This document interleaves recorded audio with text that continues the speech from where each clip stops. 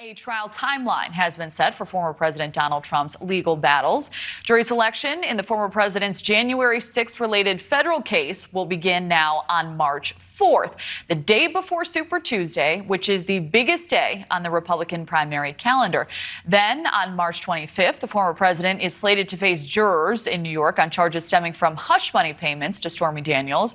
And the dates are raising the likelihood that Trump will spend almost all of the presidential primary season in the courtroom. Joining us now to talk more about this is trial attorney and legal analyst Brian Claypool.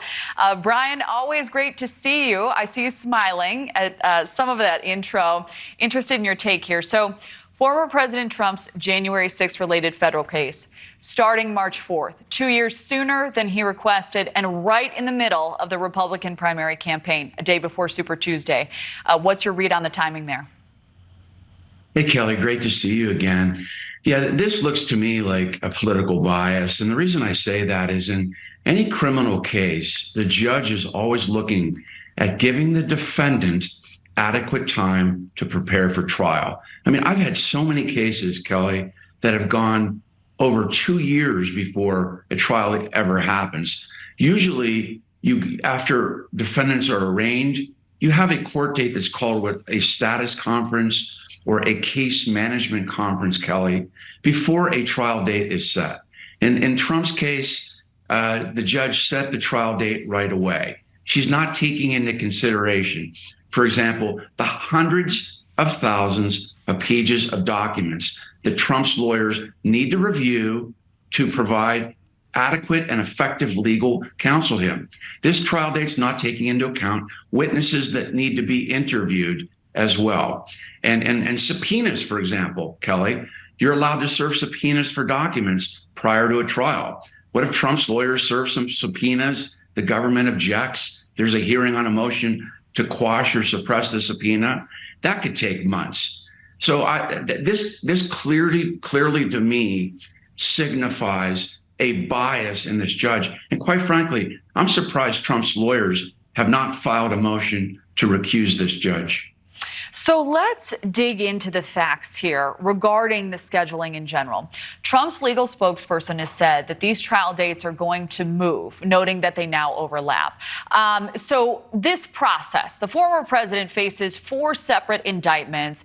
How will future scheduling play out? Do the judges have to be in communication with each other so that these dates don't interfere? How does it work, Brian?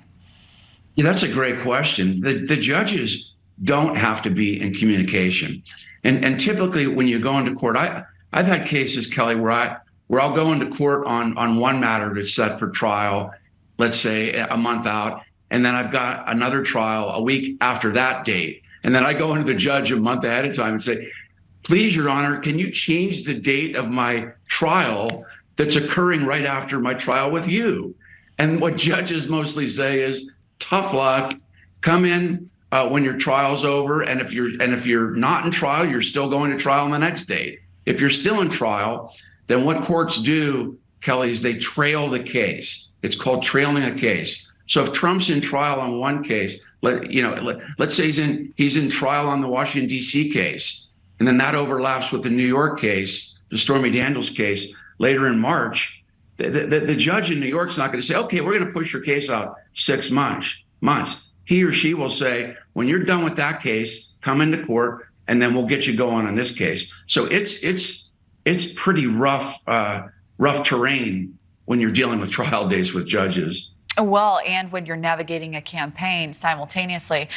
So Mark Meadows, Trump's former chief of staff, he's seeking to have his case in Georgia moved to federal court. It appears that part of his defense strategy is declaring that the actions laid out in the Georgia indictment were part of his job.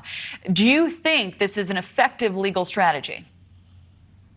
Yeah, Kelly, the Sixth Amendment provides for what's called effective assistance of counsel. And I should have mentioned that as well in your prior questions, that criminal defendants are allowed adequate time to prepare for trial. That's guaranteed by the Constitution. So that's why I'm surprised at these early trial dates, because they may raise appeal issues after the trial. Now, getting to the Meadows case, he's making a solid argument, but I, in my opinion, feel like the better argument that Meadows should be making, that President Trump should be making, and all of these other defendants should be making is that this case in Georgia involves a federal election and that federal law should then apply. I think Meadows' lawyer should be making that argument. I mean, his argument that I'm just doing my job, these are part of my job duties, in my opinion, I don't think that's going to fly because a judge is likely to say, well, trying to get additional votes in an election is not part of your job. And Kelly, I mean, the judge might also conclude, hey, look, you going out and unilaterally checking to see whether there was any fraud in this election, that's not your job. So that's the federal government's job to make that analysis. As a result of this, as you know, Mark Meadows is trying to get his case moved to federal court, or if he becomes in a position to make a deal, Brian, we've got about 30 seconds left. How will this impact the other defendants in the Georgia case?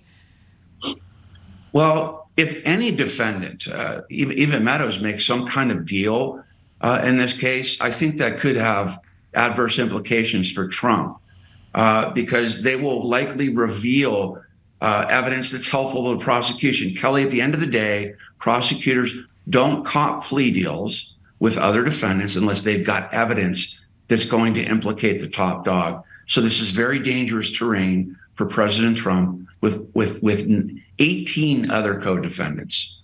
All right, Brian Claypool, insightful as always. Thank you. Yeah, thank you, Kelly.